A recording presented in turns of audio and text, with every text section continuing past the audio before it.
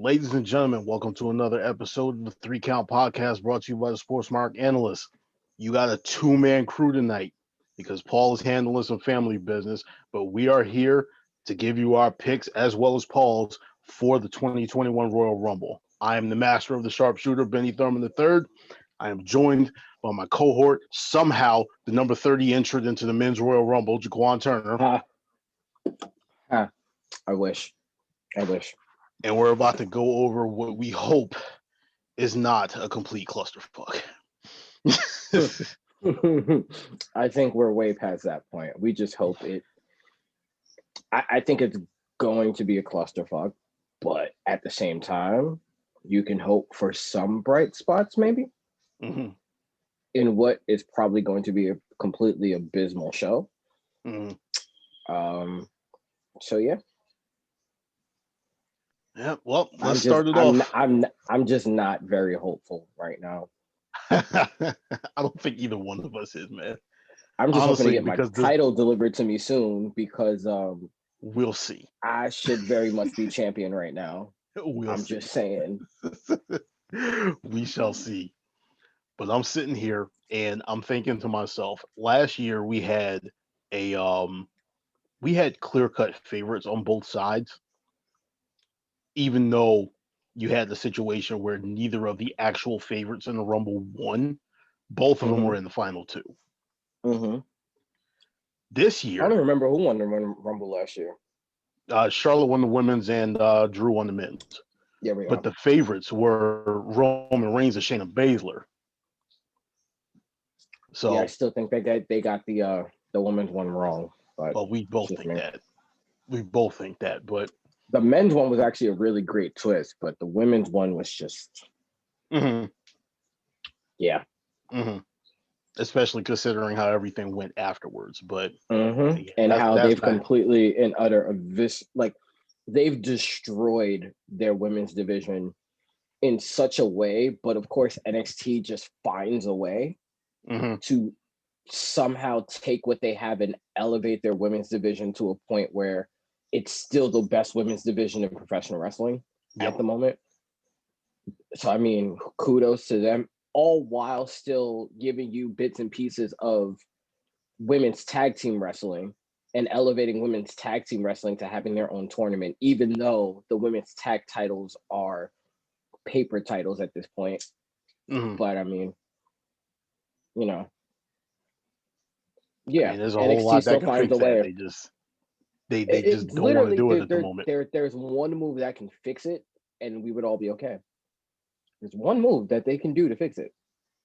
They're not going to do it though, because those titles aren't on the line. Damn. Yeah. Outside of that, actually no. The move is twofold. It's twofold, but it's one move, which is basically have them drop it to the Riot Squad and then have it exclusively be an NXT championship, and not drop the Riot Squad out of Raw, but drop the Riot Squad back to NXT. You're not doing anything with them anyway.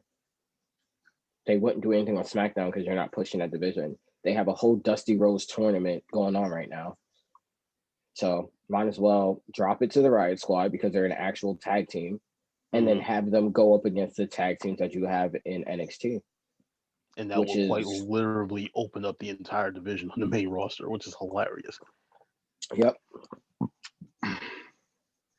It's crazy. But anyway, let's get to it, because like I said, 4:30 in the morning call time, and I gotta go sleep. I understand. So I'm gonna start it off. I don't know exactly how this thing is supposed to be shaping out. I mean, usually they do one early, and then they do the one that's the main event.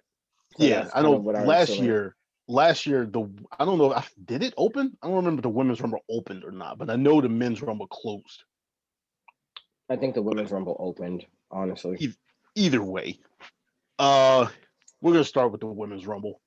Paul's picks, as you know, we said we're going to be taking care of his picks in the middle of this because he's handling some business. He has which we do all the time is we pick two different winners for the Royal Rumble. especially because of the fact that this year there's only 12 people announced for the women, and there's no way of Mm-hmm. knowing where the winner's coming from. On top of the Mm-hmm. fact, there's three of us. We're given more opportunity to actually get this win. Paul's picks are either Shayna Baszler or Bianca Belair. Mm-hmm. Jay, who you got? I'm gonna hit everybody with the crazy swerve. What my heart wants is Bianca Belair Mm-hmm. because it's about time they give her like something to legitimately push her into the title picture. But what I think is gonna happen, Becky Lynch. You think she's gonna come With back already? with all the workout videos I've seen, with the fact that she's already snapped back, she has the kid. I've seen Seth Rollins posting a bunch of stuff today about Becky working out and how they got a whole highlight reel for her. They're setting her up to make a comeback and for it to be a big comeback. So I think Becky Lynch because she's obviously not going to be 30, but I think she comes in late in the Rumble and they give her the win. Because if you give her the win, then you set her up for a WrestleMania rematch with Asuka. Mm-hmm. Or you set it up in a way where Asuka drops it before the Rumble. Mm-hmm. So I mean before WrestleMania. Before Mania, so that could be. So you could do it either way, and she doesn't have to necessarily be there for the build the whole time. Like she can come in, win the Rumble, and then take the next 3 months to work her way back. Mm-hmm. It's a very simple fix. But I don't think think they would actually allow her to. Well, I don't think they would want her to be off of TV for her that long after she just came back because they're ratings hungry. But if she had the opportunity, I wouldn't be against that. Yeah, I again, all the just reading the tea leaves. Mm. Everything that I'm seeing right now is she's making a comeback. Like she's gonna come back tomorrow, or at least make an appearance. And I think if she makes an appearance, she wins the Rumble. But I want them to put it on Bianca Belair because Bianca Belair won the SmackDown. I think the SmackDown title needs a Royal Rumble winner a lot more than the Raw title does, just because you see the SmackDown title more. Like it has more at this point. It has more prestige to it because of the fact that you've seen it more consistently. Bayley's really put a lot of work into making it more prestigious. You see Sasha Banks a lot more. You see Sasha Banks in social media. You see her in regular media. She's building her brand outside of WWE and putting the women's title at the face value for that. And then, this will be one of the first times you'll have a women's championship with two African-American women or two women of color at WrestleMania. So I think the historical benefits for WWE, as well as having just a banger of a match, Bianca Belair should definitely be the pick. But my head's telling me they're gearing up for Becky to come back and get a big win. Now, the reason I'm going to deviate from that is because I'm stubborn and I refuse to get off of my TLC prediction that my number one pick is Rhea Ripley winning the Royal Rumble, which would automatically mean that Charlotte is going to be beating Asuka for the championship sometimes before Mania. Now, as far as my second pick, I'm going to say I would love for Bianca Belair to get it. However, the fact that she beat Bayley the other night tells me that Bayley is going to eliminate her from the Royal Rumble. And I have the sneaking suspicion that Bayley is going to win the Royal Rumble and set up this rematch of Bayley versus Sasha at WrestleMania. I don't want to see it. That would be the worst. I have a feeling I just have a feeling that's how they're going to go. Yeah, no, I could see it. I could definitely see it, but it is a terrible way to book the Royal Rumble. I would hate it. 100%. I think it'd be absolutely a waste of the Royal Rumble, but considering how they wasted Money in the Bank this year, it's not out of the realm of possibility, and I would not at all be surprised. I would just roll my eyes. It's not. And there's another thing that there's been this rumor going around that there's a I don't know if they were just specifically talking about the men's rumble or the Royal Rumble in general. That the WWE had some quote unquote scary finish planned or whatever, or some type of finish that scared the death out of one of one of the guys from Fightful was doing Mm-hmm. was speaking to one of his sources, and his source said that the finish scared him to death and all this other stuff. And I'm just like, ugh. I don't know if that means scared him to death, like, oh my god, the Fiend or something like that, or if it means scared No, him I to think death. it scared him to death. Like, oh my god, I It can't was believe they're crap. really gonna do this. Yeah, Yeah. I think it's one of those. I can't believe they're actually gonna do this and think that this is good. Mm-hmm. Yeah, I don't know. that I that's just my hope that they that is my concern. satisfied, because the thing is, the Royal Rumble is, to be cliche as hell, it's the start to the road to WrestleMania. It is probably, aside from WrestleMania, the most important event of the year. Mm-hmm. If you think about it, like with what's been happening with Mania recently, Royal Rumble's probably the most exciting event of the year. Mm-hmm. So just don't fuck it up, WWE, please. You know they're going to. If Mhm. they don't, I'll be ridiculously surprised if they don't. Yeah. But you know that they're going to. All right. Moving on to the next one. This is probably going to be on the pre-show.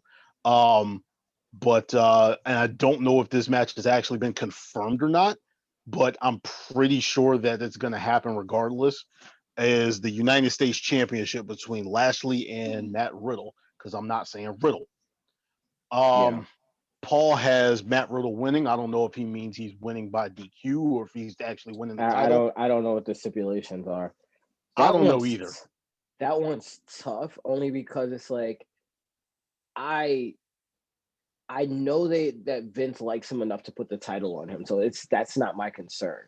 Mm-hmm. It's, are they going to put who died? Snap. Matt Stafford just got traded. To who? The Rams. It just hit Twitter. I swear to God. Matt Stafford, 2 future first round picks, a 3rd round pick, and Jared Goff. Oh my, yo. Wow.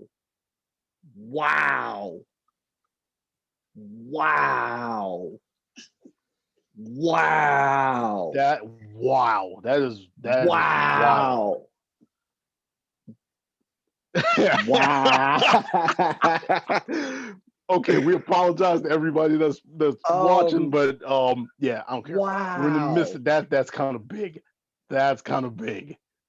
Because all that means is I don't think that Goff is done, yo. Goff is fried. That's it. Not only that, but that's the minimum you can trade for Deshaun Watson right now. Mm-hmm. Now, like that sets the precedent for Deshaun Watson right now, which is basically 2 to 3 first round picks, 2 to 3 second round picks minimum for Deshaun Watson. Mm.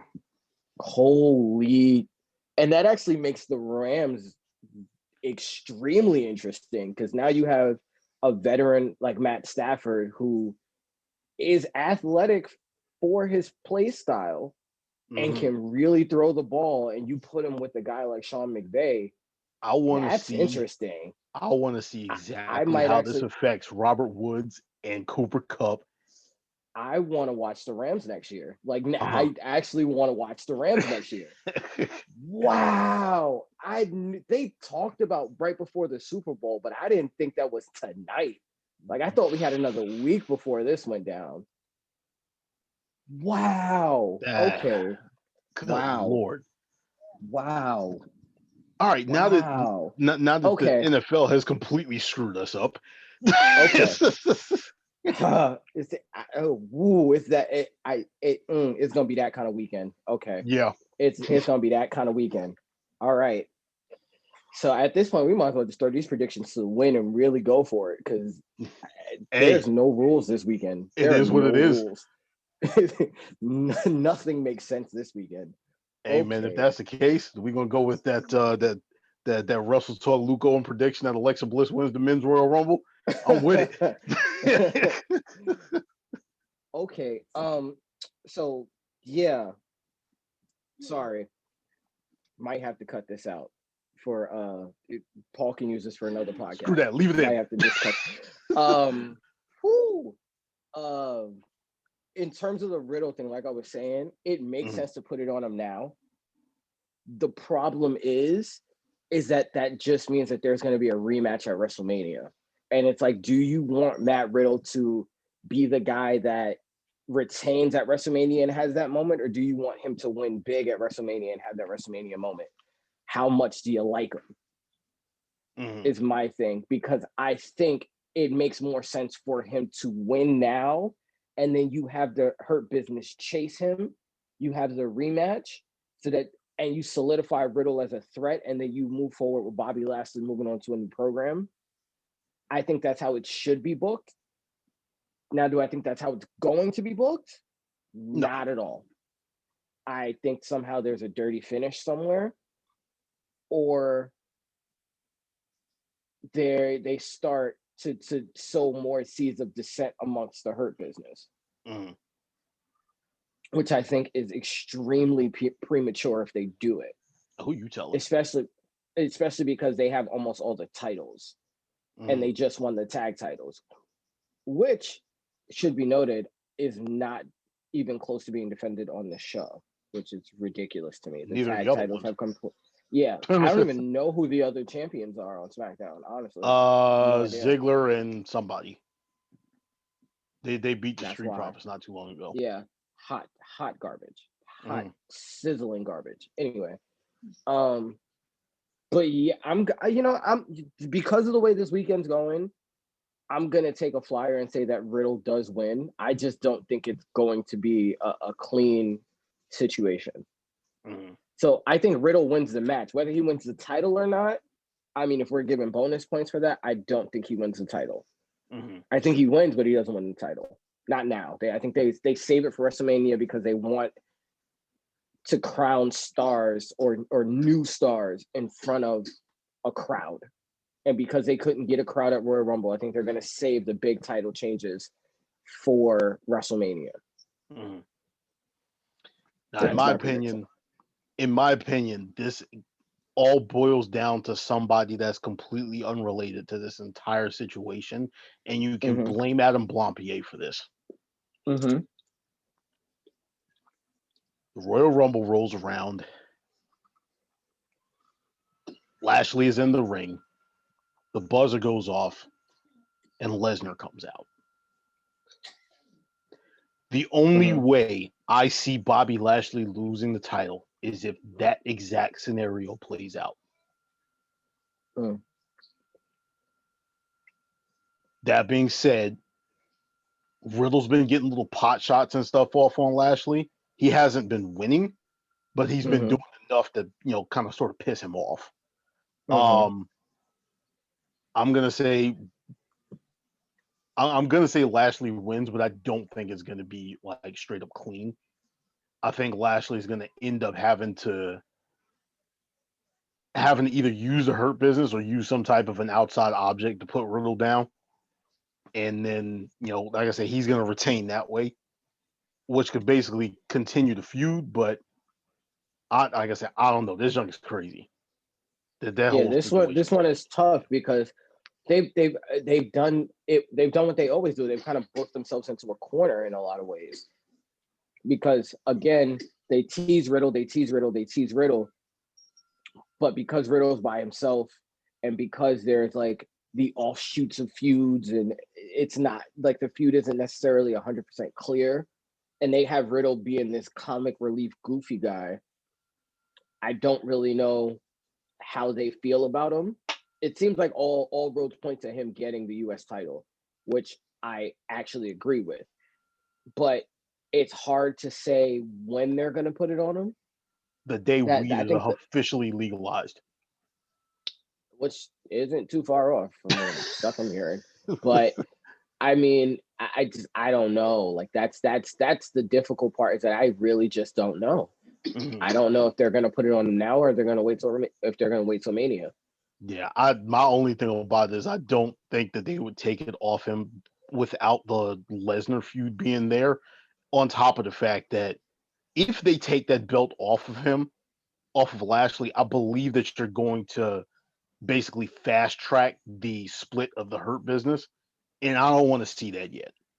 Well, actually, there's a way to do it where you don't have to do that. because you could actually have it where, again, it's all rumors, it's all speculation. I've not heard it from an official source, but there is a source out there that said that Brock Lesnar, if he came back, he wants to come back to put over younger talent because he's nice. like, I've had my run, I've had all this stuff. And to me, the best way for them to do that would be for Lesnar to come in during the whole dirty, like, Hurt Business doing all the crazy stuff, for Lesnar to actually come in and F5 everyone at F5 Lashley and cost Lashley the title. That would be beast. That would be great. And then at some point, like, you know how Matt Riddle is. Matt Riddle's all crazy, and then Lesnar F5s him and laughs and walks away. And then you see them clash again. Lashley. Yeah. And then like you see a situation where, yes, they get the title off of Lashley, but then you also have it later on that night where you have those two go face to face and head to head in the Rumble match. Mm-hmm. Because you know they're gonna see each other then. Because then that sets up all the motivation you need for Lashley not to care about Riddle up until SummerSlam season, where you can dig that up if you want. And then you have the marquee match that everybody wants to see, where it's Bobby versus Lesnar. And once Lesnar puts Lashley over, it's too many damn L's. I was about to get myself tongue-tied. But once Lesnar puts Lashley over, then you can move on to what they should have actually done last year and actually go with an actual feud between Lashley and a guy like Drew McIntyre, because that was the biggest misstep to me of Drew McIntyre's entire title reign. I agree. They hot shot that junk so fast. Yeah, I agree with you. You can either go that route, or you could go, at least for Money in the Bank, you can hot shot Lashley to the Money in the Bank match, because I think Lashley with the Money in the Bank versus Lashley getting an actual title shot is way more interesting with the Hurt Business. Mm-hmm.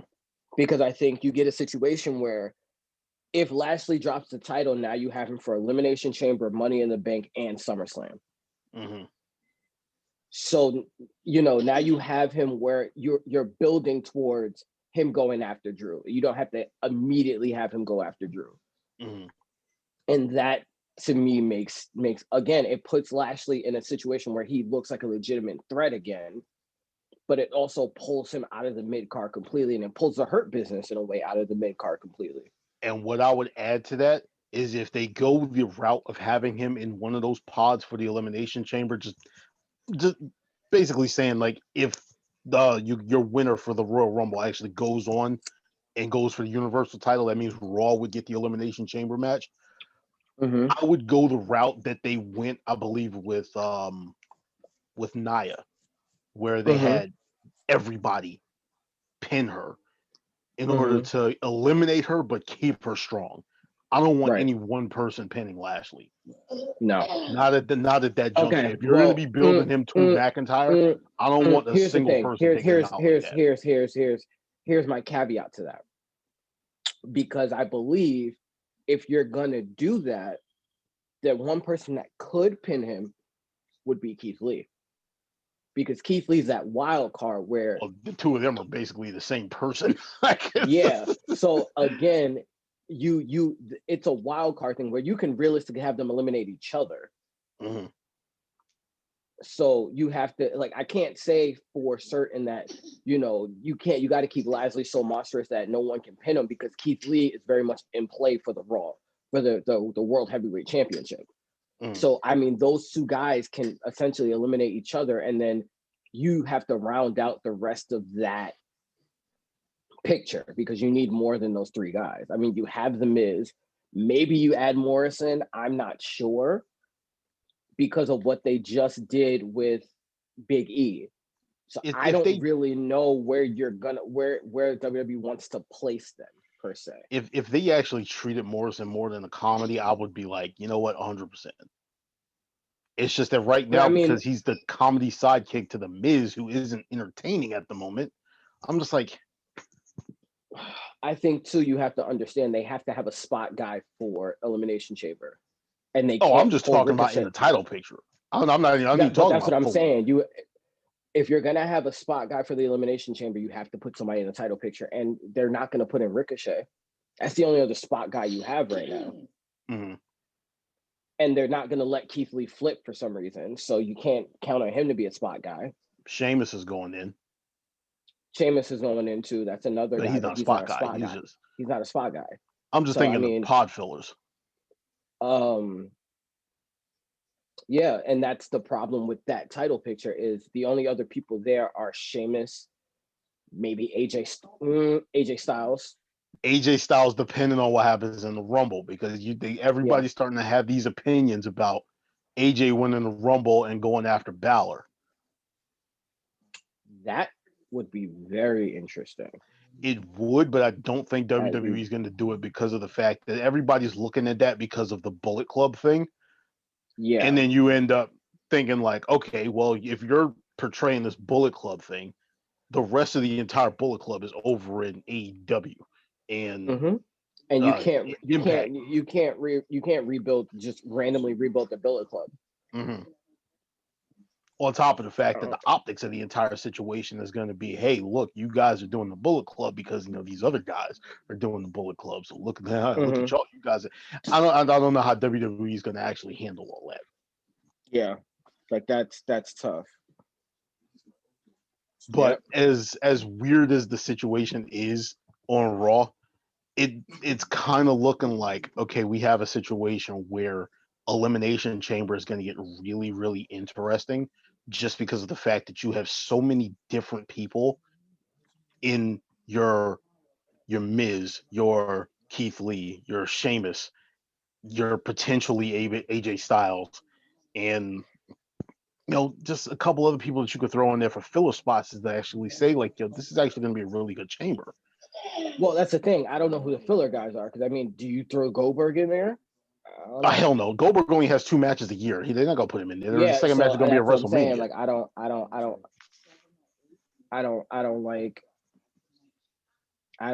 That's what I'm saying. I don't know. Edge. Edge and Randy are there. I'm scared to put him in that match. Yeah. I'm scared to put him in the match. When you put the thing up there saying that he was number 2, I'm like, ugh. Yeah. But anyway, let's move on to the next one. For the SmackDown Women's title, we have a rematch from TLC. That is Sasha Banks defending against Carmella. Paul has Sasha retaining. Jay, who you got?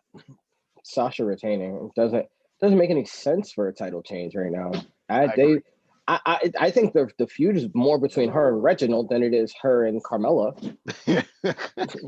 Like her match with Reginald was way more entertaining than she's speaking with any of the women. That dude could go. He can go. Like him and Omos, we might have to be looking at like, wait a minute. Wait a minute. Hold on. Imagine they put Omos in the chamber. Imagine they put him in the Rumble. Bruh, that's a real possibility though. Like that's a legitimate possibility. I wouldn't hate that, actually. I really wouldn't hate that. You start to build them towards being like the new Kane. Wouldn't hate that. Anywho, yeah, Sasha. Yeah, I got Sasha too. I'm not too thrilled with anything. It's like anything involving Carmella. Honestly, like she. And the thing is, she's gotten better. It's just she comes back, you put her back in, and then now you're like, instead of like, we ask for long-term booking. And I get it. You got to be careful what you pray for.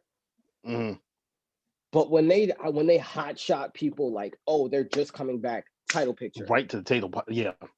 Yeah. Like even with Karrion Kross, like they didn't do that. He came back and attacked, but then he had the Damian Priest thing. Now he might have the Santos Escobar thing before we even get to Balor. And I'm like, that's what you're supposed to do. Like, let me see him for a little bit first before you take him to the moon, just to lose, mind you. And before anybody says anything about Sasha Banks coming back last year and getting hot shot right into the title picture, that was Sasha Banks. There's a huge difference between her coming back and Carmella re-debuting. Yeah. it sucks to say that there's that bias, but there is. Sasha, there really is. Like any one of the four horsewomen, it's a plug and play. Mm-hmm. You plug them, let's go. We're ready to go. Let's go.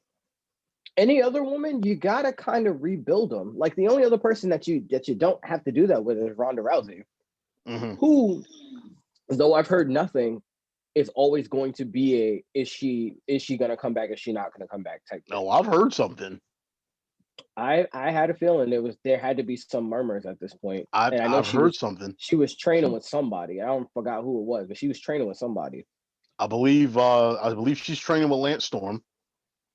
That's a hell of a guy to go to. I'll tell you that much. Mm-hmm. You're not serious about coming back and going to talk about wrestling's fake and all this not, and then go train with Lance Storm just to not do anything.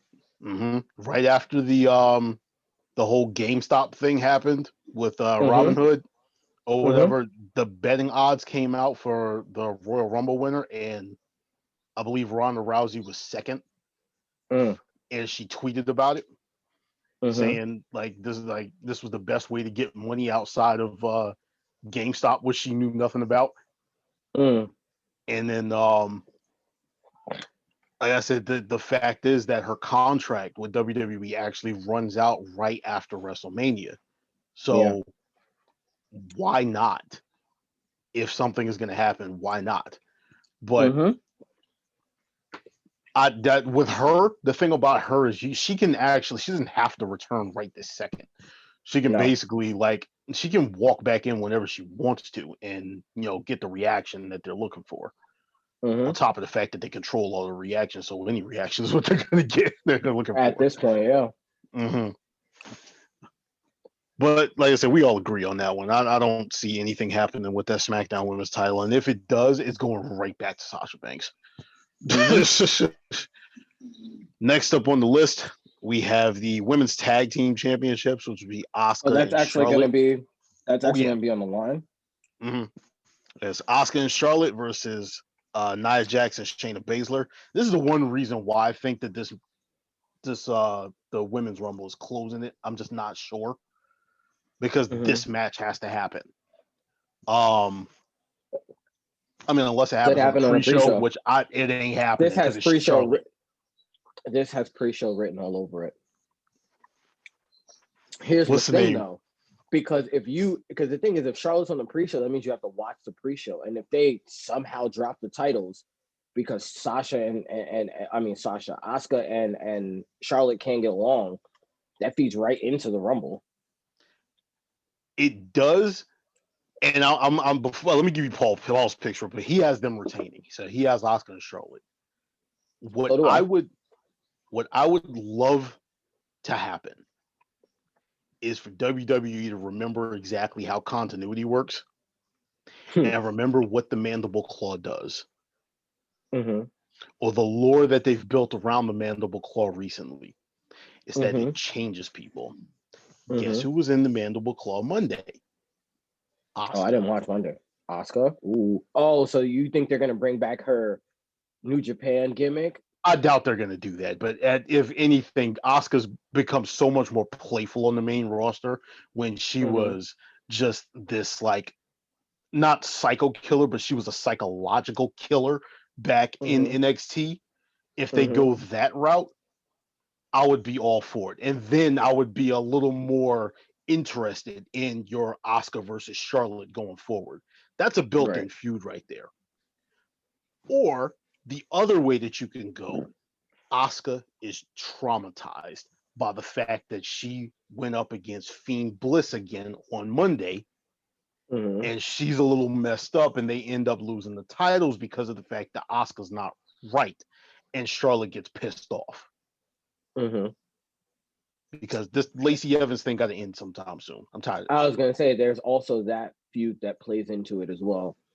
Yeah, and I think that's the other thing. There's a Mandy Rose and the Mandy Rose and what's her face, Dana Brooke feud with on the other side. So I mean, there are plenty of feuds and there are plenty of ways to do this that keeps other teams fresh and new, and you can do the whole thing that the Fiend used to do where the music just plays and then the person has a reaction. You can do it that way too. I'd actually prefer you do it that way personally, but I don't trust the booking enough to be excited for this match. Yeah, I'm gonna say that not backs. Wow, Jackson Baszler win the titles back because for two reasons. One, because you have to get to the Charlotte Asuka match.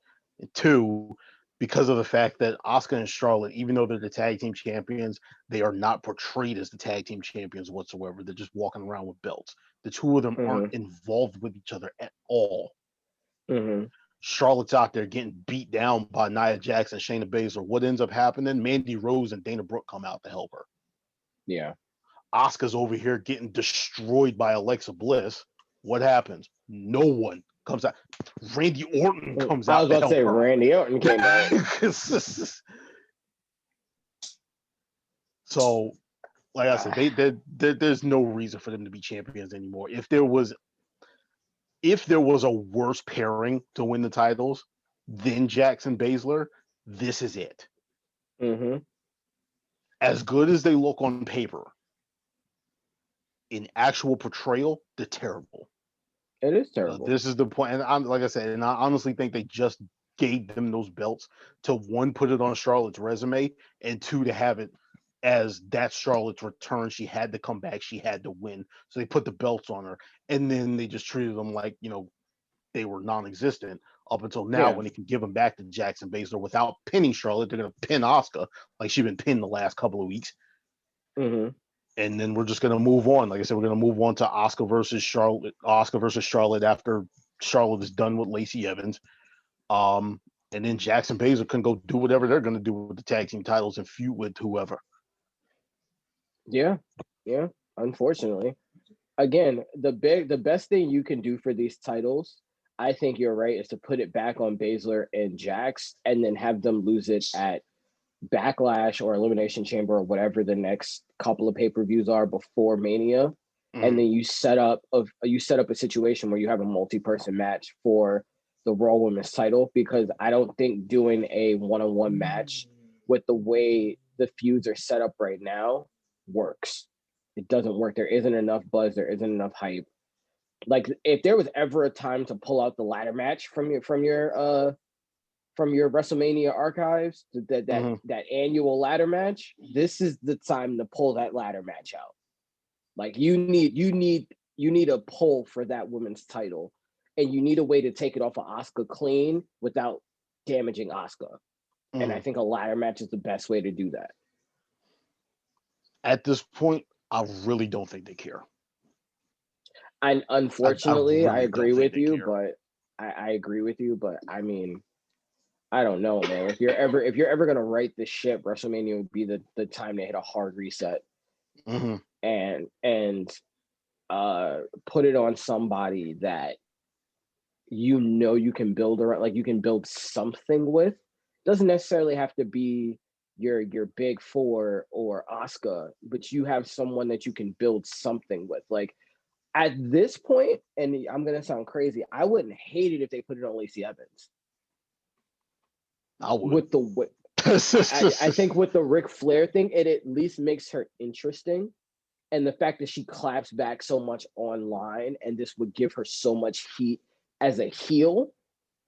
If you're thinking about like, I'm looking at it like, this title needs a heel right now, because you need to build a baby face that everyone can get behind. And right now they don't have that on that roster. This title needs a heel, and they need what they did with Bayley, where the heel either has to cheat to win, or it's a bunch of dirty finishes and it pisses you off and she goes over people that it doesn't make sense. Like, you need that kind of veracity behind the hatred. And doing it to Charlotte at this point would just be boring, because Charlotte doesn't know how to lose and make it look good. Like, Lacey Evans can lose and make it look good, because the simple fact that what Lacey's good at is not necessarily what's in, between the ropes. It's the psychological game. It's the character work. It's getting under people's skin with the little things that she does. She's very good at that, and the ring stuff is coming along. But at this point, because you don't have any real baby faces. You don't have any real contenders. You don't have anyone in the division who's hot outside of Alexa Bliss, who they say is a face but still acts like a heel. It's very difficult for me to be like, hey, next person to get the title is Alexa Bliss. It doesn't make sense. So you give it to someone like Lacey Evans. The other thing about Alexa Bliss is she falls into the same category as The Fiend right now, right? Whereas they don't care, and they shouldn't care about the title. Like, they can go after it, they can win it, but the moment that The Fiend lost the title, what did he do? He popped back up and he walked away.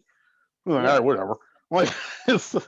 Like, I think Alexa Bliss is one of those characters that, because of what she's doing and because she likes to mess with people so much, and it's so unlike The Fiend, because The Fiend's gimmick was he's gonna go after people who've wronged him. Her, like, his was hurt or heal. Hers is pain or play. So she's just toying with people. I think she's the perfect person to me to win the women's Money in the Bank and hold it for a little bit. Because she can pop up legitimately anywhere.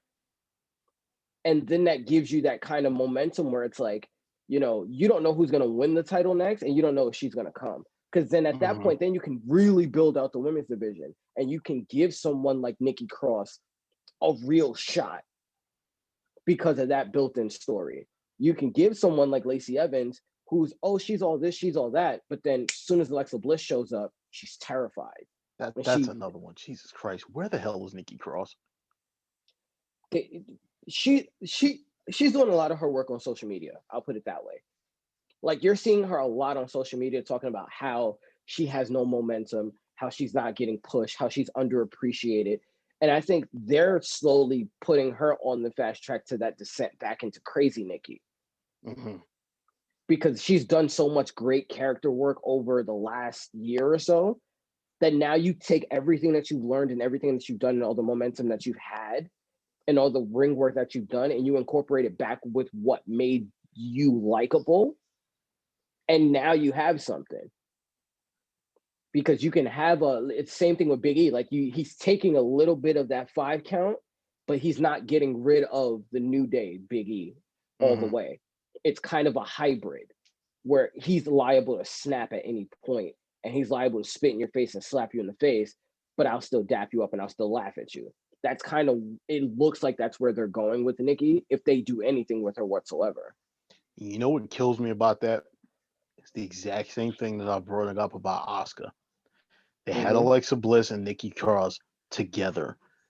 They had them split up because of the Fiend. You had the two of them still interacting.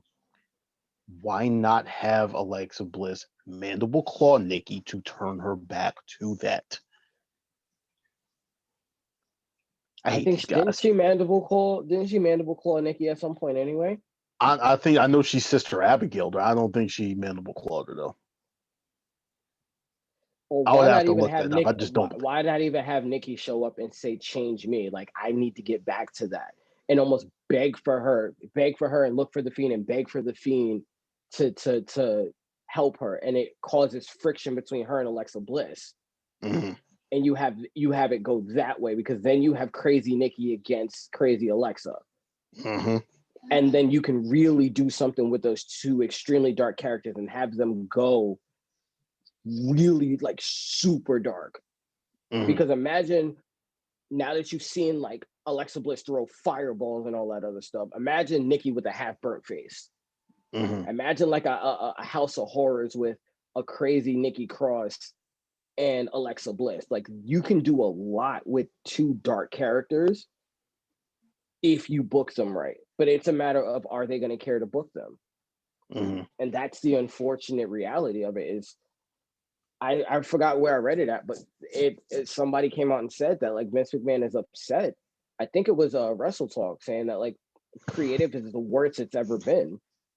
And that's saying a lot, because the 2000s were rough. But I think, again, the talent's doing the best they can with what they're given. And because the talent is so good, it doesn't look as bad as the 2000s era. But in terms of creatively, it might be just as bad. because they really like they want to change things so much. And then there's also the audience of one factor of he who shall not be named coming in and rewriting everything, that it's pure chaos. But that's why, like, it's sad to say, but the women's title and the women's tag team title affect more people than those involved in the picture. Because Shayna Baszler should be in the women's title, right? The women's title race. Nia Jax should be in the women's title race. They should not be a tag team. In no world should they have ever been a tag team. And we shouldn't even be talking about them in a tag match. Like, the fact that the Riot Squad don't have a tag title shot at this point, ridiculous. The fact that Mandy Rose and Dana Brooke don't have a tag title shot, like a legitimate shot, is ridiculous. The fact that you have the Dusty Rose Classic and neither one of those teams are competing in the Dusty Rose Classic, ridiculous. The fact that you haven't had the women's champions go down and take a look at the tag, as like, to really give it a sense of like, oh, the person who wins could legitimately challenge for those titles, and you're not using those titles to build the Dusty Rose Classic, is ridiculous. It's especially considering how it was that they decided that they wanted to explain Charlotte beating Rhea Ripley for the championship back at last year's WrestleMania. You said you're going to put eyes on NXT. All right. That's not how you put eyes on NXT. You have your Charlotte Flair and your Asuka, two of what you can portray as the greatest women's wrestlers in the history of the WWE. Have them NXT, as your tag team champions, and they come down to, or not. Let me change that. They come to NXT because there is no coming down to NXT. You go to NXT right in the middle of Capitol Wrestling Center. You have the two of them sitting there at ringside, side by side, titles on their shoulders. Now you got, Raquel Gonzalez and her name is Dakota Kai. Dakota Kai. They're winning their match or whatever, and the first thing they do is they look over, and sitting there next to Vic Joseph and the rest of them, you have Charlotte Flair with one title on her shoulder, Asuka with a title on her shoulder and around her waist, and now it's just like, okay, we're setting up something new generation coming up against the actual established generation. But nah. And you're building stars on top of that. And then again, you have the whole thing with the young upstarts of like Casey Catanzaro and what's her name? Kaylin Carter, who are actually facing Raquel Gonzalez and Dakota Kai. And then on the other side, you have Mercedes Martinez and freaking Toni Storm, and I don't remember who they're facing right now, but they're moving on, and they're I think either they lost. I believe they lost, actually. I don't know. I haven't been really keeping up too much with that other side of it, but like those two teams, the Raquel Gonzalez and Dakota Kai and Kaden Carter and Casey Catanzaro, like those are the two teams right now, to me anyway. And like those are the two teams that would legitimately make sense for you to put the titles on if you don't put it on the Riot Squad, which you've been building as like this friendship that needs to be revamped and that they need to win big and all this other stuff. You built the storyline up, but you're not paying it off. And it makes no sense to me. That's why I don't care about this match, because I don't feel like it's going to mean much of anything. Now, we're going on that one for way longer than I wanted to, but there's a lot that goes into this. Unfortunately, because of the fact that I'm really not invested in a whole lot of people right now, there's so much I want for other people to actually do. It makes me kind of sort of go off on little tangents and stuff like we always do, but I don't know. I digress. Next match we got is, wow, did I really skip over this?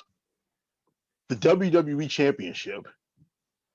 Drew McIntyre defending against Goldberg, which every single one of us are hating at the moment. Paul has Drew. He said he is very fearful of a swerve. Jay, who you got? I also have Drew, but it would not surprise me if they decide to do the idiot sandwich scenario and put it on Goldberg. And at this point, there have been many points where I've taken a break from watching Raw for this exact reason. This is one of those where like I may start watching AEW more. I may even start watching Impact if they pull some crap like this, because at least I know that younger guys are going to get showcased and that they're going to legitimately put together at least something that resembles intelligence, like something that resembles actual storytelling, because this is just stupid. This is, and the fact that now you have Goldberg going on talking about, oh, people need to get over it. I'm here. I'm not going anywhere. And then now you got him and Undertaker calling everybody in the back soft because they rather play video games than, you know, basically be the Wizards locker room from 2003. And everybody was walking around with guns and knives and playing poker and all that other stuff and basically wanting to kill each other. So, I mean, for me, it's like, why is this man here? Like, if this generation's so soft and they're doing it, then don't wrestle them. Go home. Go to your kids. You said you want to do this for your kids. You did it for your kids. Why are you back? Your kid's old enough that he's seen you wrestle. He has the memory. Go away. Did it for his kids back in 2016 to 17. Like, legitimately, nobody wants to see you, because the last time we saw you, you almost murdered the Undertaker in the ring. Nobody wants to see you, bro. You look, and now that you stopped taking steroids, you look skinny. It looks like your face is about to fall off. You literally, it's like watching, you know, Superman that's like infected with like kryptonite poisoning. It's just sad. Like, you look sorry, you look stupid, and you look sad. It's like, at this point, if you're gonna put the title on Goldberg, you might as well have Vince McMahon come back for another run and win the WWE Championship. Like, at least that's way more entertaining than watching Goldberg do anything at this point. Like, it doesn't make sense that you can sit here and you can book Goldberg, but you can't book Sting. And you're basically trying to kill Sting. It doesn't make any sense to me. This man should literally just be doing press. And he should show up for Legends Night, kiss babies, and shake hands. Why are you putting on your trunks? Like, he hasn't been good since the first time he came back. He's not a good wrestler. He's not a safe wrestler. There's nothing about him that's entertaining whatsoever. Outside of his entrance, which he can't even do right anymore. There's nothing left for Goldberg. Absolutely nothing. Except to bury people. Now, if you're going to do it and you're going to have Drew beat him in 6 seconds or less, the same way he's been beating people for years, I'm all for it. Do that. Like, he hits the spear, tries to jackhammer, Drew flips out, hit him with a Claymore, win. I'm good with that. Or he tries to do a spear and then Drew just hits him with a Claymore as a reversal. I'm good with that. Any other finish, I don't want to see. Yeah, I was thinking about that, and I honestly think that if they tried to do that, Goldberg would probably break his neck, and I don't want to see that. I kind of want to see that. I kind of want to see that. A little bit. Because then at least I know he's on the shelf, and I know he's not coming back.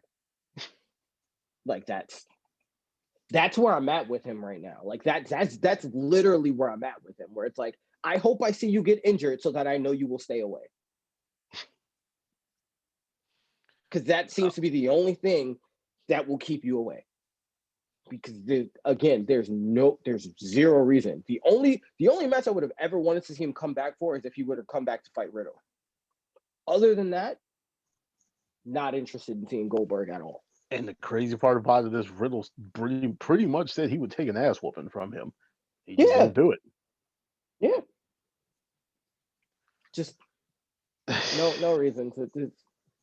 Nothing to see. There's nothing to see here. Like, I may actually go on a pee break for that match and just let Twitter tell me what happened, because I don't want to see that match. I mean, the match isn't going to go over 2 minutes. It doesn't matter. I don't want to see it. It's freaking I don't want to see it. I don't like when they do this, especially considering the fact that the way they started this mess up.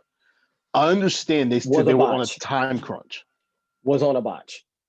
Like I said, I understand they said they were on a time crunch. They had to skip over some stuff because Drew was supposed to big up Keith Lee in the match or after the match or whatever. But Goldberg came. They were running short on time, so they just had Goldberg come straight out. I forgot exactly how the mess was supposed to go. So I get it. The but promo never made sense.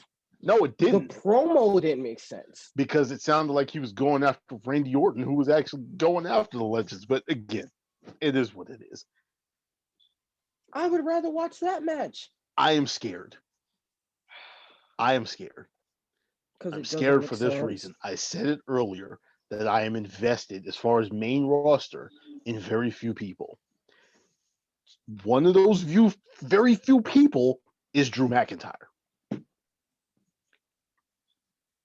I have a feeling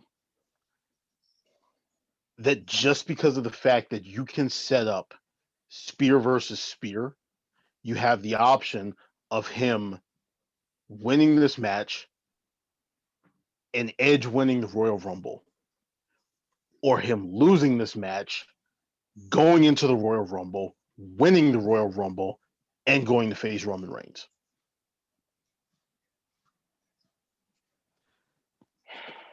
I don't want to see either of those outcomes. I don't want to see any of that. But however, WWE has been releasing little tiny bits of information saying that since there are 2 nights of WrestleMania, they need to have at least 4 marquee matches, and they're talking about bringing people back. One of which is fucking Goldberg. Not even that. The one I keep hearing the most of is this is the one title that's eluded Goldberg his entire career. And I'm that like, too. Oh my God. Now, when they start doing stat stuff, it's like, oh my God, here we go. The other side to that the stat stuff, and this actually works in Drew's favor, is the fact that Drew himself came out and said every single time Goldberg comes back and has his eyes set on a title, he wins that title. It's time to break that. It is completely time to break that. And now that I think about it, how many WCW guys have actually held the WWE title? The only one that I can really think of off the top of my head is Ric Flair and Eddie Guerrero. Chris Jericho. Jericho too, yeah.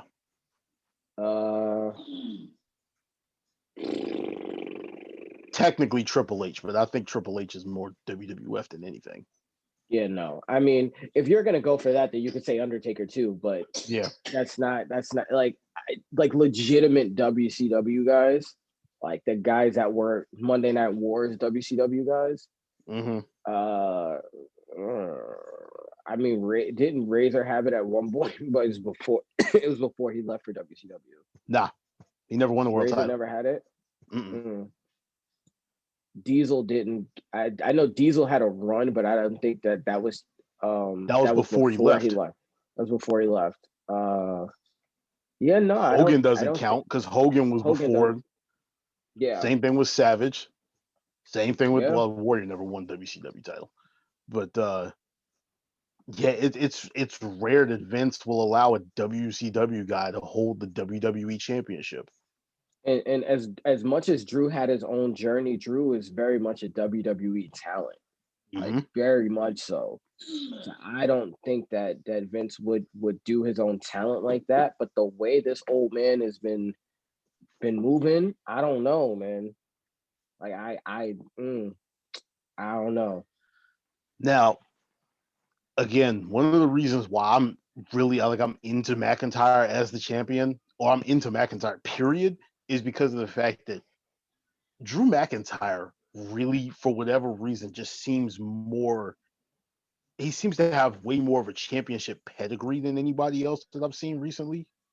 You can see him go out there. It almost seems like with him, there is still a crowd there. Yeah. Because there's always seems to be like a buzz around him. Regardless of whether there's not a whole lot of people carry that with them. But this dude, for whatever reason, carries himself and he has this air about him as if he is like a really, really big deal. Now, they tried to challenge that when the Survivor Series thing came around, when Roman was just like, yeah, you're just a B champion or whatever. all this other stuff. So in essence, the WWE title is the B title right now because that's how they treat it.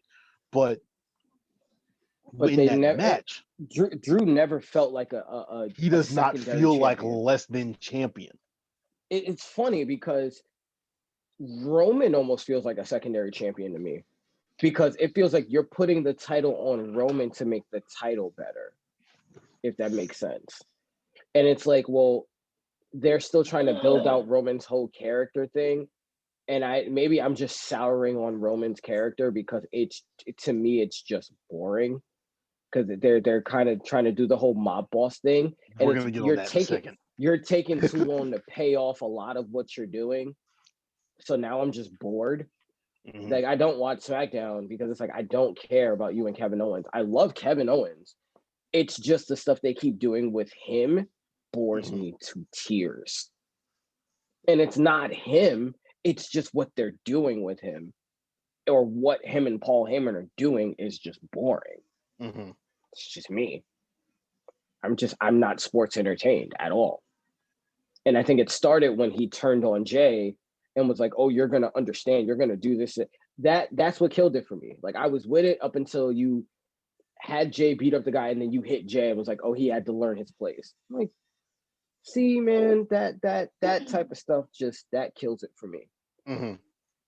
It's kind of like what AEW is doing with the Inner Circle. I'm like, I got too much infighting going on. That's still, like, I if you're gonna be a group, be a group. Like, don't make it so that it's chippy all the time, because then it just looks like you, like, I'm waiting for you to break up. Like, I don't care about the group anymore. I'm just waiting for you to break up. Same thing with the Hurt Business. But yeah, no, Drew's never felt like a secondary champion. Like, even in Drew's loss, he looked like he won to me. Yep. Like, he came out better. He came out better from it than Roman did. Yeah. And I think, too, it's because of the fact that now that Roman has a new character, he still doesn't have new music, barely has new gear. His gimmick doesn't match what they're still trying to hold on to. And they're like, oh, we have to do it at the right time. It has to be the right moment. People have to be patient. I know better than the fan. And it's like, now you just said, like, I get it, you're a heel. But if Vinnie Mac don't know what he's been doing the last 10 years and you're listening to him, you sound just as dumb as he does. And the fans are looking at you like, okay, now you just sound stupid. Like, I don't even believe it, because now you just sound dumb. It's the same thing that happened with Brock, is at some point that whole juggernaut champion thing gets really, really tired really, really fast. That's just me, though. Nah, I got, like I said, let's just finish this one off so we can move on to the next one, since that's where we're kind of sort of going to anyway. I got Drew. Like I said, I'm scared, but I got Drew. I'm going heart over head on this one because my head is telling me that Vince McMahon is going to do what Vince does. But moving on to the next one, we got the last man standing match between Roman Reigns and Kevin Owens for the Universal Championship. Paul has Roman Reigns. Jay, who you got? I'm pretty sure I know. I got Roman. Yep. I got Roman. It doesn't make any sense to have anyone else. So I got Roman. As far as I go, you were saying your piece on Roman before. The issue that I have with Roman Reigns right now is that if you look, at every single one of his matches since Hell in the Cell, he has had help in every single one of them. That is the exact same thing. Or not the exact same thing, but it is portraying something similar to what they were trying to do before.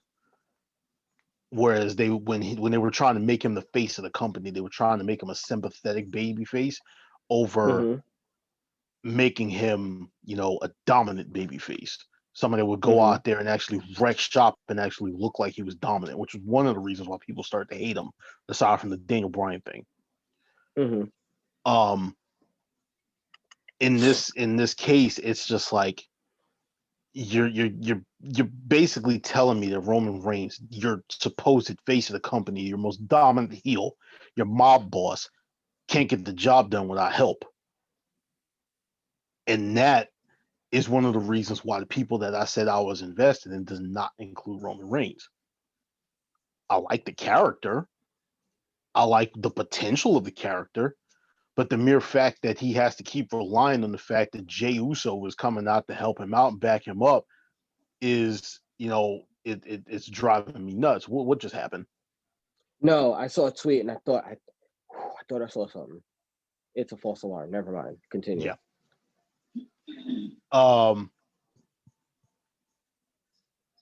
But like I said, it's just like let me put it to you like this: the match is going to be entertaining. It's going to be entertaining regardless because I know they're going to put on a show. But the best you can hope for out of this match is a draw where neither one of them answers the 10 count. Neither one of them has to get pinned. You can go the route of burying somebody under a bunch of rubble and they can't get up. But the mere fact that you still have Jey Uso, the Jey Uso factor, and you have this situation where Jey was beat down by Roman twice, had the towel thrown in on him once, and then had to give up because of the fact that Jimmy was about to get smoked by Roman.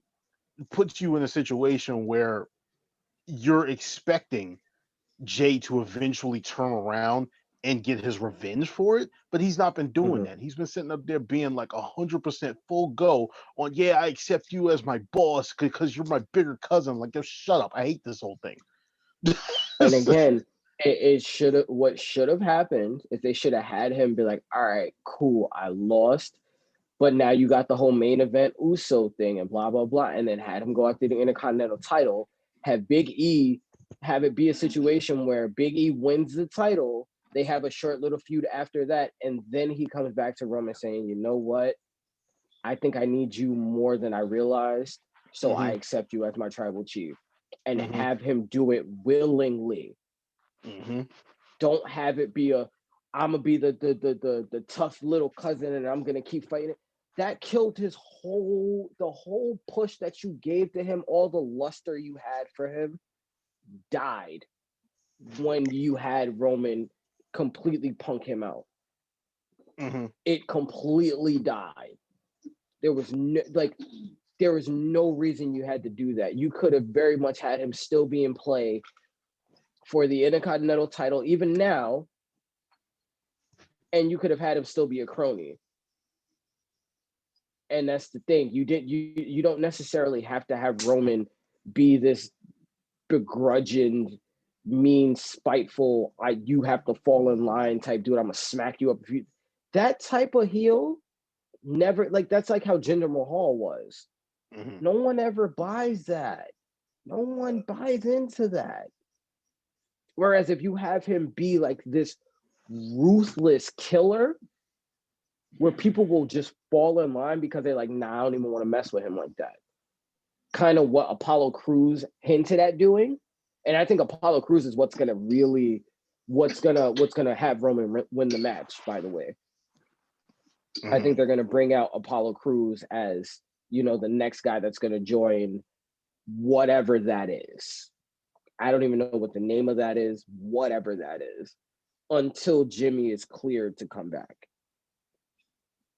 Whenever that is. He should be coming back pretty soon.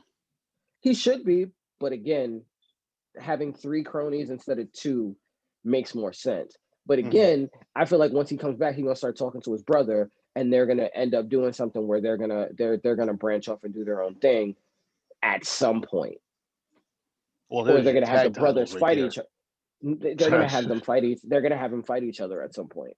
Well, they may have to fight each other to bring Jey Uso back to his senses. But what I would do in that situation, if you're gonna go this route where Roman is basically mistreating Jey Uso or whatever, have it be $1 million man versus Virgil type thing.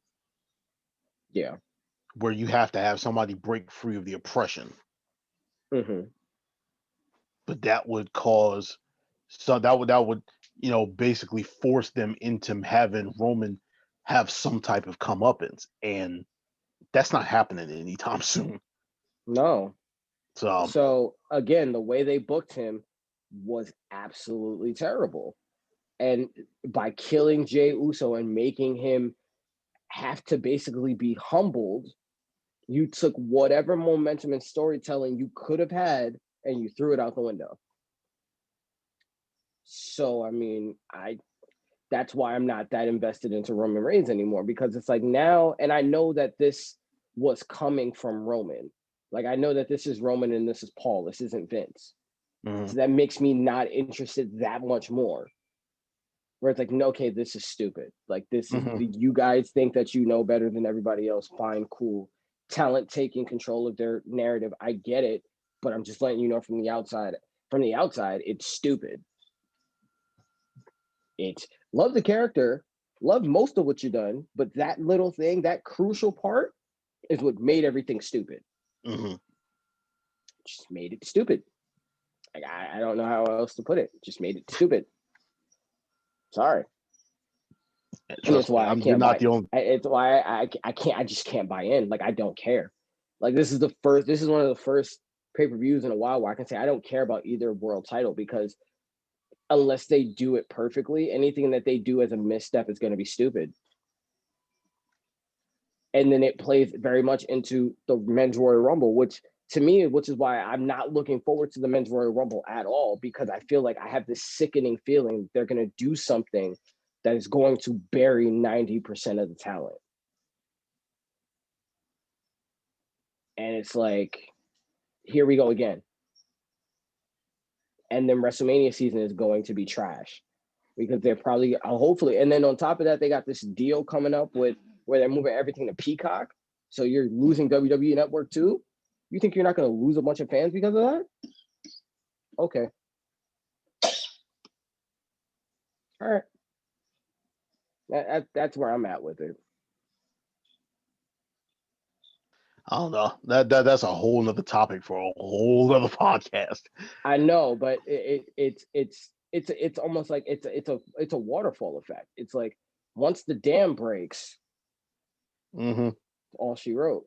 And it started with coming. This because it's the thing. It's like, you can do a lot of really good things in this pay-per-view to make people actually care about WrestleMania, but the way that you've been booking things and the way the tea leaves are shaping out, this is going to be a terrible pay-per-view that's going to lead into another terrible pay-per-view, which is going to lead to another terrible pay-per-view, which is going to possibly lead to one of the worst WrestleManias in recent history. Because you want marquee matches when people don't want to necessarily see marquee matches. They want to see people become marquee at WrestleMania. They want to see great matches, and they want to see you create stars the way you used to. And they refuse to do it. It's like Vince told Ruthless Aggression era that, listen, we need guys to step up. It's like you're not letting the next era take the torch from Ruthless Aggression. And you're screwing everybody else in the process. Because we know at this point, there's a very good chance The Rock's not going to be there for WrestleMania, so that feud's out. John Cena's scheduled to be there. Or word is he's going to be there, but he's doing so many freaking movies. Who knows? Then you got Goldberg. Who's the other guy? You gonna have Triple H lace him up one more time? Who are you gonna? Oh, you're gonna have Lesnar come back. Oh, okay, and do what? The only match we want to see with Lesnar is Bobby Lashley. If you do that, then hey, you won't hear people out of me. I've been waiting to see that for like 10 years. Probably gonna suck, but we waited 10 years for it, so I'll take whatever I can get. But I mean, again, and we still haven't seen The Fiend, so at least The Fiend and Randy Orton thing is semi-palatable. But by the time WrestleMania comes, is that your WrestleMania match? Is that your other marquee match? Because you didn't think The Fiend was marquee a year ago when he was actually at his peak. Didn't think it was marquee, what, a year or two ago? So what makes you think he's marquee now when he's significantly less over now than he was then? So we know The Fiend and Randy Orton can't be a marquee match. So what's the other match? One of the things that they were saying that was potentially rumored was Edge versus Fiend. Now, why? I haven't the slightest idea. But that's my point. Something that somebody else brought up was the fact that Edge basically said he was going to be in the Royal Rumble the other night. And then you came out and you put in the room that Edge is going to be number 2. coming out of the Royal Rumble, Randy Orton is number one. Mm-hmm. Because of the fact that Randy Orton attacked Alexa Bliss, that automatically puts out that Alexa Bliss is going to cause his elimination in some way, shape, or form. Mm-hmm. The reason I'm bringing this up is because of the fact that you also have the possibility of them laying the seeds or planting the seeds for Edge and Beth Phoenix versus Fiend and Bliss. Now, why you would go that route, I haven't the slightest idea, but that's pretty much how I see that, how that could be going. I guess. I don't like it. I mean, that's not the worst thing I've heard. So, I mean, I guess, but what about that as marquee? None of it. Like, what about that as sports entertaining at all? Absolutely none of it, especially considering the fact that there's no reason for any of them to be going after any of them. Exactly. It's just elderly abuse. What is the point? Especially what is the point? Why? Because you want to give us the shock value of the Fiend going for the neck snap on the Edge? Yeah, like that. Don't nobody that want to see that. Sense. That doesn't make sense. There's got to be somebody around that has a neck injury that you can pull out. Like, come on. It doesn't make sense. Doesn't make sense at all. I don't like especially because of the fact that you planted the seed more than 3 months ago, of the Fiend, one, rebuilding the Wyatt family, which they never paid off, and two, going after Roman Reigns, which still not paid off. Now, I'd say you wait on the Roman Reigns thing, obviously, because you want to see what his whole mafia clique is going to look like, but then you also kind of want to rebuild the Wyatt family in a way. And with this new Fiend, I'm hearing supposed to come back with horns and bells and whistles and really look hella demonic. I want to see what that's going to look like first before we even do the whole. And I want to see if they're going to debut a tribal chief actual theme, actual gear. You know, is he really going to look like a tribal chief, or is he just going to look like, like a wannabe hitman? Like, I don't even know. Like, his look doesn't make sense. His look, his theme, none of it makes sense to his character. No. Well, then again, his look and theme haven't made sense for years, but that's a whole other thing. Because I've been saying for the longest time that he needed to drop the Shield remix and become his own character. I was waiting for that mess to happen once they decided that they change him over to tribal chief versus the big dog. But I don't know. They still haven't done it, and it's not making sense. And the whole thing is, it's in the works. It's in the works. It has to be right. It has to be big time. It has to make sense. You keeping your old stuff doesn't make sense. So how is you waiting for something to make, like, you waiting for stuff to make sense and making things make less sense? What are you doing? What are you doing? You need to just have a segment on here that's just, what are you doing? It don't make sense. But all that being said, we gonna have our own version of Come On Man. Yeah, like, Monday Night Countdown. What are you doing? Come on, bro. And it's like, at this point we can go match to match, because if we're being really honest here, if you wanted Roman Reigns to be the quote unquote tribal chief of SmackDown, you wouldn't have his only crony be his cousin. You would have his cronies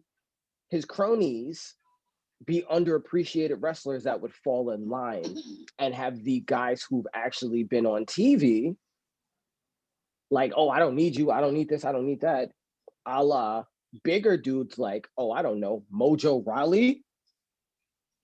Oh yeah, he hasn't been doing anything since Gronk left. Yeah, since WrestleMania last year. He hasn't been on TV for like a year. You have... Hell, why is Dijak in Retribution? Yeah, why is Dijak there? Dijak makes way more sense if you kept his old look and threw him in a suit. I mean, Almas makes more sense with Roman Reigns than he does with AJ Styles. So again, if you're going to build out a tribe, yeah, you can have your cousin, and that's fine.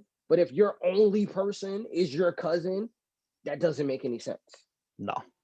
You're not running nothing with Jey Uso. Sorry, you're not. Especially after you made me not believe that Jey Uso ain't nothing. Like, you made me believe in him, and then you took it all away. So now I'm going back to saying Jey Uso's the other twin. Mm-hmm. The one that's not the one that's not married to a wrestler. You know, like it don't. And his gimmick is I'ma get him. He's got merch that says I'ma get him.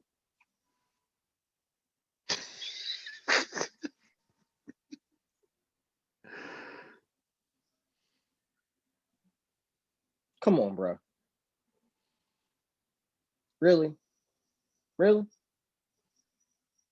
You literally had how many people in the back that you could have gave that gimmick to, and kept Jey Uso as your lieutenant, and had him again get the credibility of being in the Intercontinental title picture, and then coming back and saying, you know what, I'm gonna rock with you. But no, you had to do it the way you did it. Mm-hmm. Stupid. It's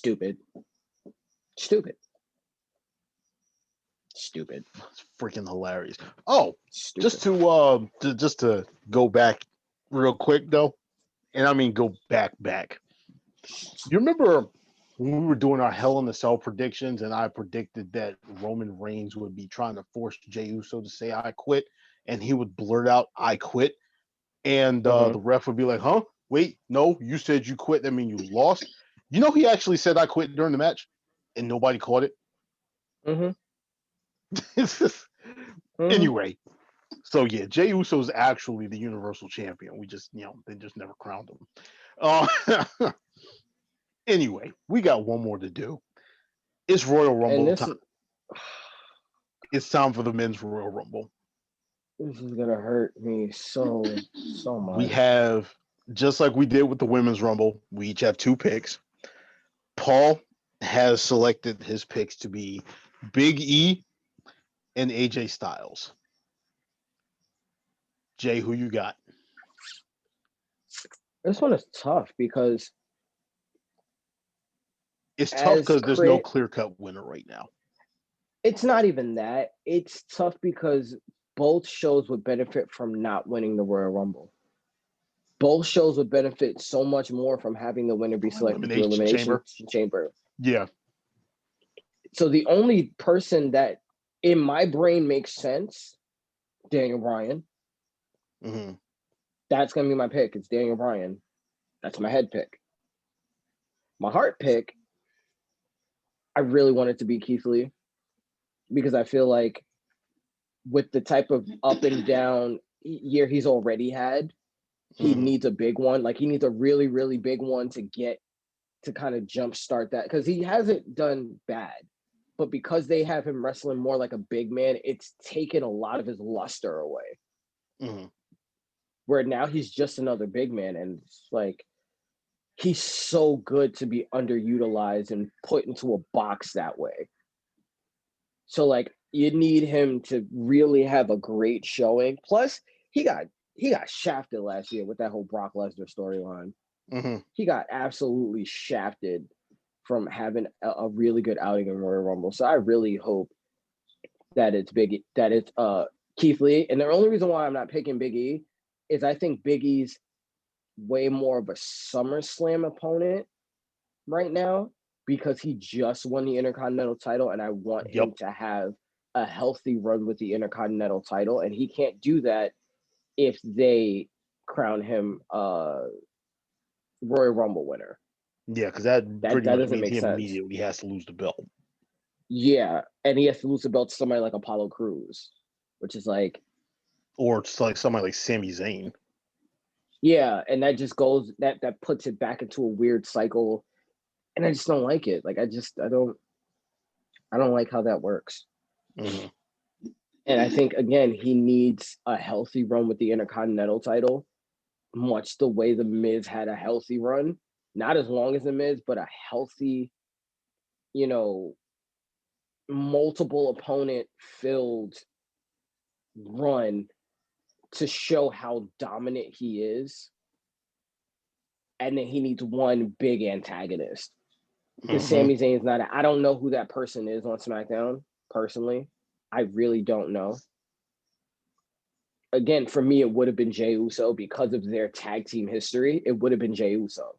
And I think that would have been a very healthy feud for him to have because they're both so good on the mic. They both have this new edge to them. They both have this really already built-in chemistry and already built-in story. So that start off his feud that way would have been amazing. And then you have a guy like Apollo Crews come out trying to be the upstart, trying to knock him off the panel, and then you give him a little bit more of a chip. And then you have more of an open challenge, and you figure out how you're going to build out your mid card because the mid card is all over the place.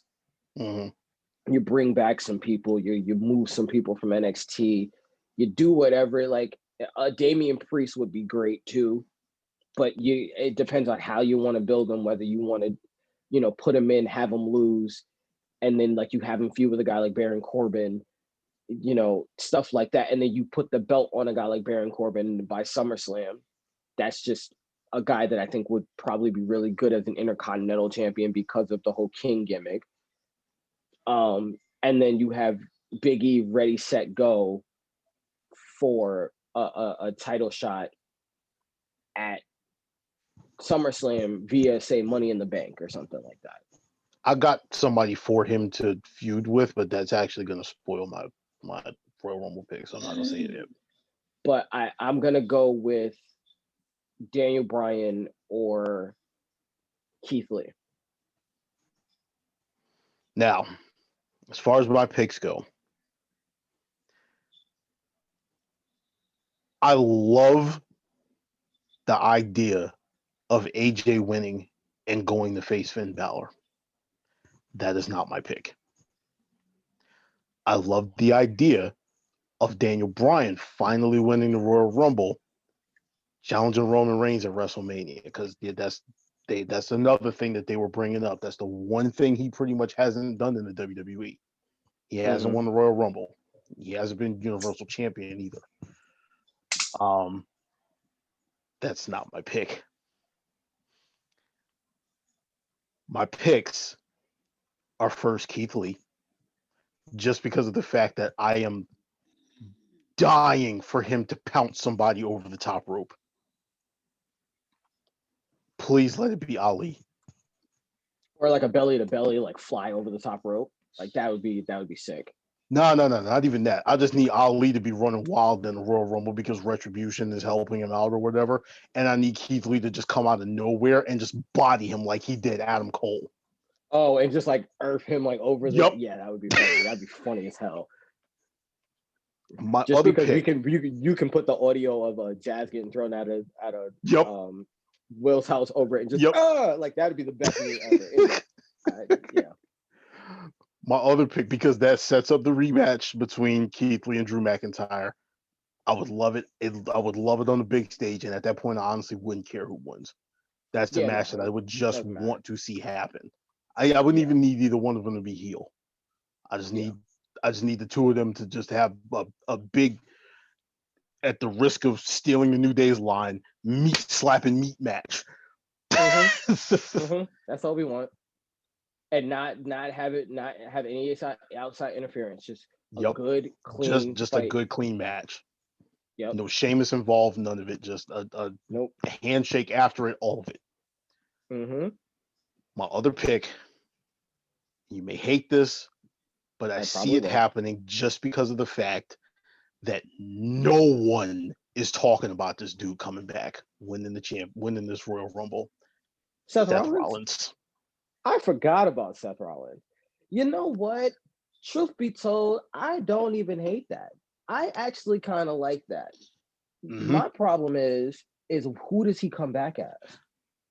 I want him, just because let them go ahead and play the fact that it's fatherhood. Him come back not as what's the name? Monday Night Messiah. The Messiah. None of that. That's over. It's done with. The Mysterio family thing is over with. They wanted him to come back before and keep feuding with the Mysterio family, and he turned them down. He said, I'm not doing that. None of that. Don't do that. I would absolutely, and this is one of the biggest problems that you run into with the fact that there's no crowd. Mm-hmm. That buzzer goes off, and you burn hear it down. burn it down.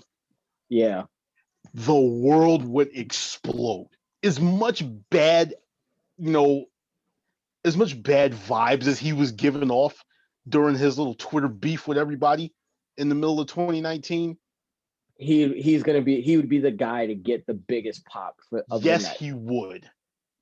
Because he's going back to that guy, and you know that there's only one person in the company right now that has not only the pedigree, not only the resume, but has the unbeguiled audacity to tell Roman to his face, I don't care about your cousin. I don't care about Paul Heyman. This is between me and you. You know what it's about. You know how it is. You know we gonna do this forever. So it's Rock and Austin. Like that's what it is with those two. It's Rock and Austin. That's exactly what I'm looking at. It's Hogan and Randy Savage. Like of this era, you don't have to put much into it to be like, listen, we started as brothers, but at the end of the day, it's about that title.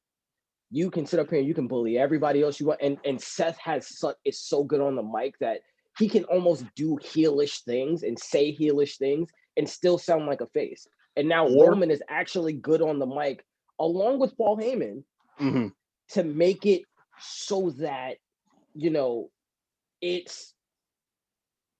it's entertaining. And then on top of that, you can have it where nobody likes Seth anyway. Like, no, it can be a Kevin Owens. Like, the only other person that's as good as Seth is Kevin Owens, but Seth doesn't have to yell to be entertaining. Unfortunately, Kevin Owens does.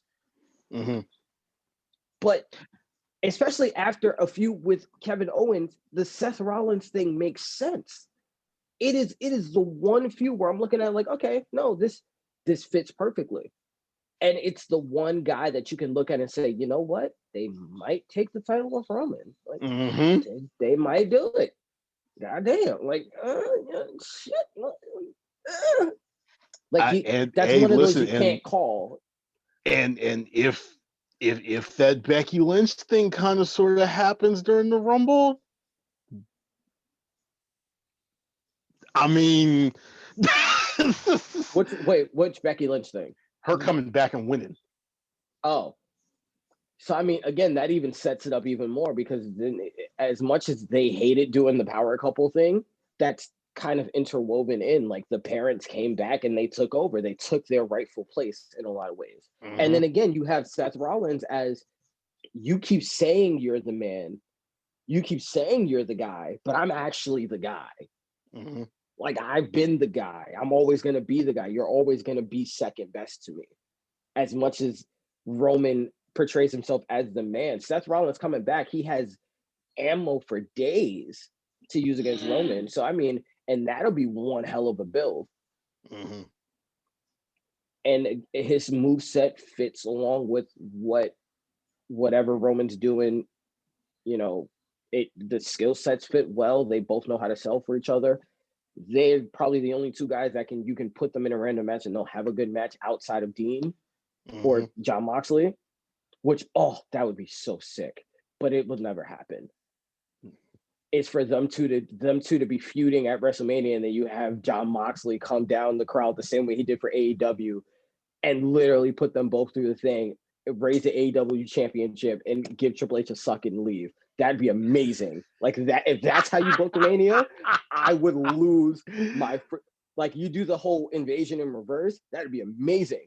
But that's not going to happen. Nah. The next best thing would be for those two guys to get it on at Mania, and then have the roles be reversed. And then on top of that, truth be told, you could do it that way, and then you can have Miz come in and cash in on Seth Rollins, and it'll piss everybody off, but it'll be freaking great for heel hit. It'll be incredible for, like, that'll be the moment that, like, you solidify, to me, Miz is a Hall of Famer. If you do that. Like, that, to me, puts Miz in the Hall of Fame.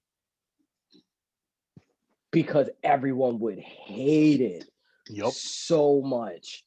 But it would have be Seth win the title good. at WrestleMania and then Miz immediately cash in on him.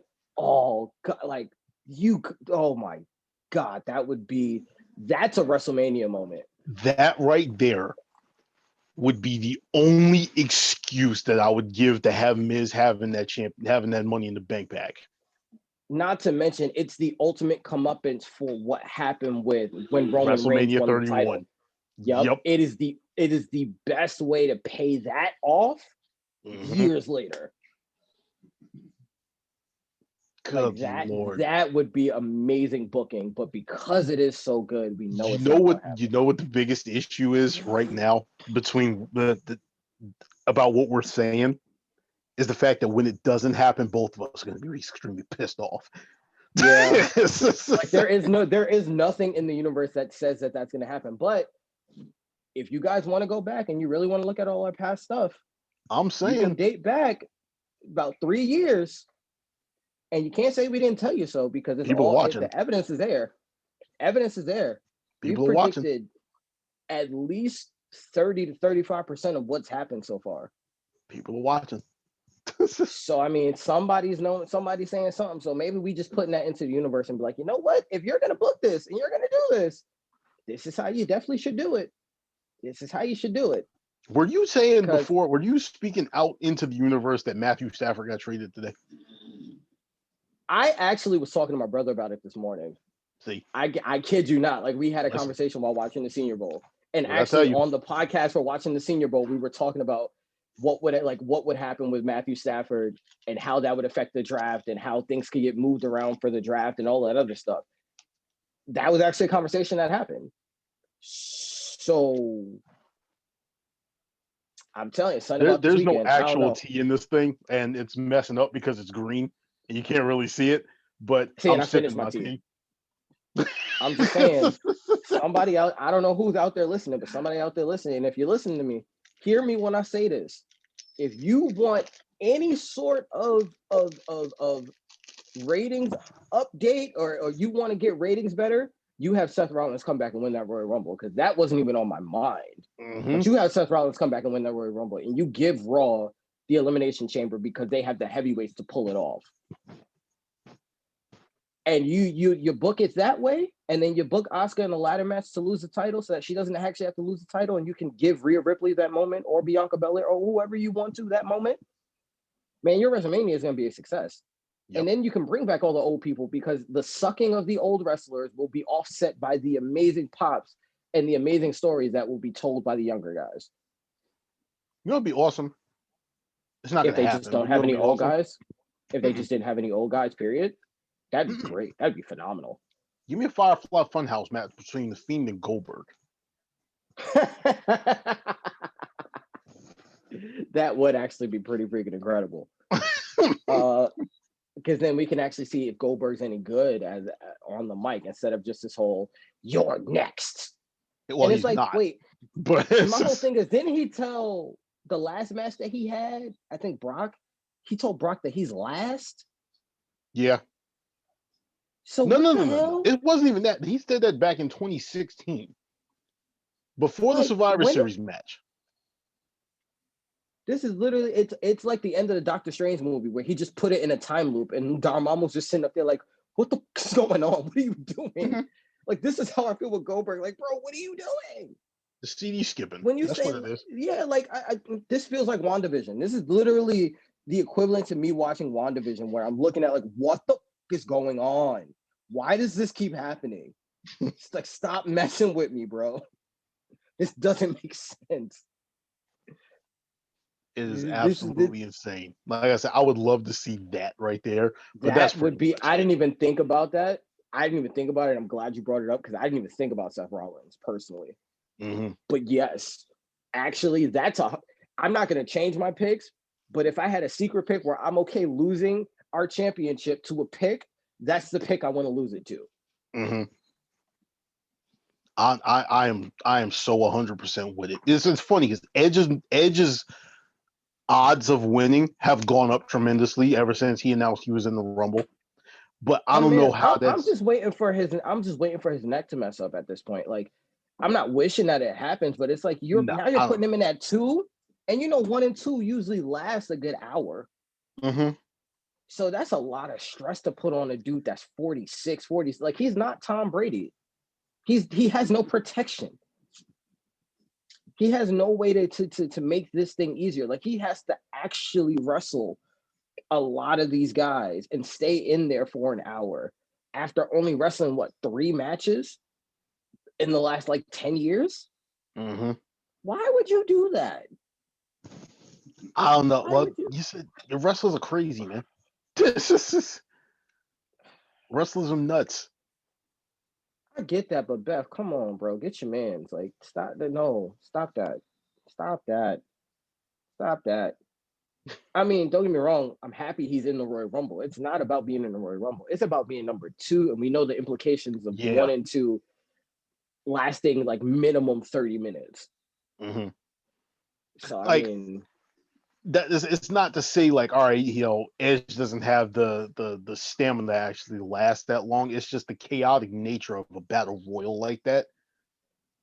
Because both matches last year, both of those matches last year, he went out there and he was out there for over a half an hour. Both the WrestleMania match, the Last Man Standing, and the greatest match ever that they had at Backlash. Mm-hmm.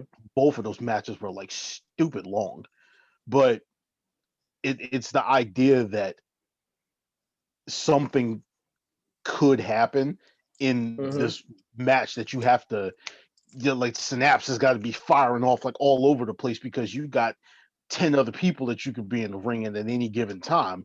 And just think about what happened with AJ Styles last year. AJ, in an effort to put over Edge even more, took the spear and did a flip and ended up separating his damn shoulder. So, and that messed up mad spots in the Rumble because he was supposed to be in it longer than that. So it's a concern with us, not so much as us thinking that he can't go. It's the thinking that he can go. I don't understand. I don't know what he's trying to prove. We know you can go. You're a Hall of Famer. You've done everything, bro. You're good. The fact that you came back and you did what you did, you're good, fam. You don't need to be 2. 10 maybe, because 10 you get a good 15 minutes, you get a good run, you out, go home, throw a wet towel on your head, and watch the rest of the Rumble from the back. That's good. But 2, unless they go and change it up with 2 only last 15 minutes. Other than that, man, I don't know. I don't know. That's I don't like that. I don't like that one bit. Mm-hmm. I don't like that. Yeah. But anyway, ladies and gentlemen, thank you for watching. This was our predictions for the 2021 Royal Rumble. Hopefully it's a good one. Hopefully WWE actually was watching while we were doing this and they actually take some of our ideas and I would charge them for it, but it is what it is. They got the money to pay for it. They just signed $1 billion deal with NBC. But we're going to be watching tomorrow. Hopefully, like I said, it's going to be a good one, and hopefully we all end up satisfied.